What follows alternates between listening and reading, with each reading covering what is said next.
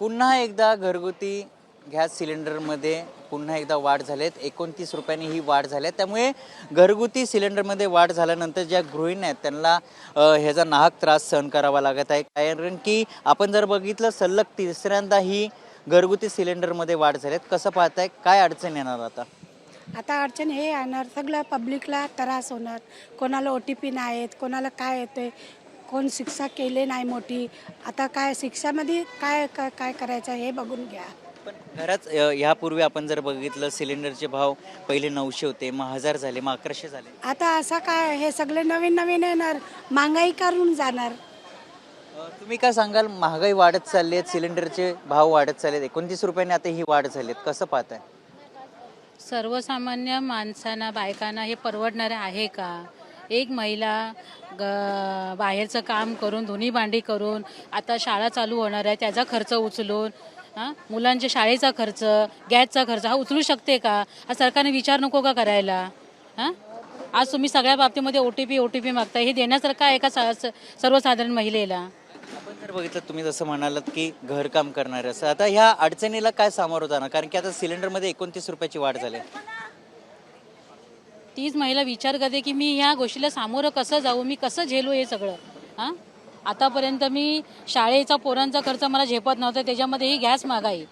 सरकारने विचार केला पाहिजे ना, या बाबतीमध्ये विचार करायला पाहिजे ना. काही गृहिणी देखील आहेत. कसं पाहताय सिलेंडरमध्ये पुन्हा एकदा वाढ झाली आहे? सिलेंडरमध्ये वाढ झाली. आता तोच विषय, सिलेंडरचाच विषय चालला होता. कारण ज्या महिला आहेत, ज्या भांड्यांची कामं करतात, जी धुणं भांडी करतात, जी स्वयंपाकाची कामं करतात, मला सांगा ते सिलेंडर वाढते, सरकारला लय मजा वाटते. खूप अच्छे दिन, एवढे अच्छे दिन दाखवले या सरकारने ना, असं वाटतं याला झोडून काढा या सरकारला. आता 2 दिवसांना अगोदरच मला वाटतं पैसे वाढले होते, आता परत 2 दिवसांनी पैसे वाढवणार आहे. हा का लोकांचे जीव घ्यायला बसलाय का? हा अच्छे दिन दाखवतोय आम्हाला, अच्छे दिन दाखवतो. आता या वेळेला इलेक्शन 3 वर्षानंतर परत येणार आहे. जो पण दारात आलं सगळ्या महिलांना गोळा करून चपलेने मारत फिरवणार आहे.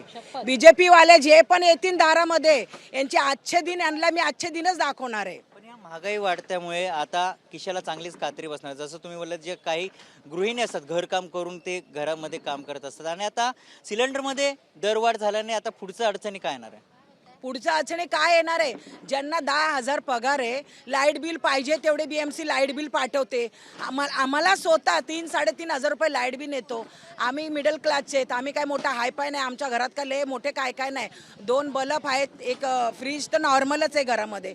हे छोटे छोटे असतात, तरी आम्ही 3-3-3.5 रुपये लाईट बिल भरतोय सध्या तरी. अजून तुम्ही बोलतात की परत वाढणार आहे. आता लाईट बिल वाढतंय, सिलेंडर वाढते का? लोक काय 10,000 पगार आहे, 10,000मध्ये काय करणार आहे? राशन भरणार, भाडं भरणार का? त्यांची सुविधा ते बघणार का? त्या सिलेंडरला पुरवणार आहेत? कुठं त्या सिलेंडरचा भाव होता 400-450ला भेटत होता, आता 1000ला गेलाय. 1000च्या नंतर कितीला जाणार? 1200-1500. 2,000 रुपये ब्लॅकनी देता, 2,000-5,000 ब्लॅकनी देतो. तुम्ही माझ्याकडे या, कोण ब्लॅक करतं मी तुम्हाला दाखवून देईन. नक्कीच ह्या होत्या गृहिणी. आणि आता अनेक अडचणी त्यांच्या समोर येत आहे, कारण की जर पगारच कमी असेल आणि सिलेंडरचे जर दरवाढ झाले असेल तर आम्ही कसं घर चालू, कसं घर सांभाळू, असं देखील आता या गृहिणीचं म्हणणं आहे. कॅमेरामन कमलेश डोंगरेसह मयुरेश जाधव, TV9 मराठी, मुंबई.